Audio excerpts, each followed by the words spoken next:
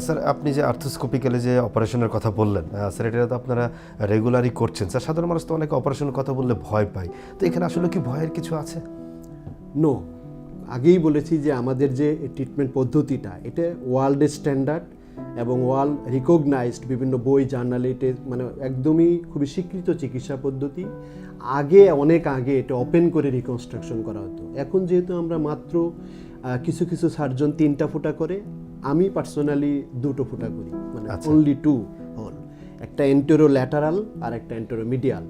এই দুটো করে আমরা কাটি, ফলে এটা মিনি ইনভেসিভ প্রসিডিওর, ইনফেকশনের চান্স খুবই কম, কোনো কাটাছিড়া নাই, রক্তপাতহীন, এবং যেহেতু একটা লিগামেন্টের পরিবর্তে আরেকটা লিগামেন্ট আমরা ওখানে রিকনস্ট্রাকশন করে দিচ্ছি, পোস্ট অপারেটিভ রিহ্যাবিলিটেশন, এবং রুগী যদি আমাদের কথাবার্তা শুনে চলে তাহলে কিন্তু রেজাল্ট এক্সিলেন্ট, এবং সে আগে যে কাজগুলি করতো অপারেশনের পরেও সেই নর্মাল জীবনের কাজকর্ম করতে হবে, খেলাধুলা করলে খেলাধুলা করতে হবে।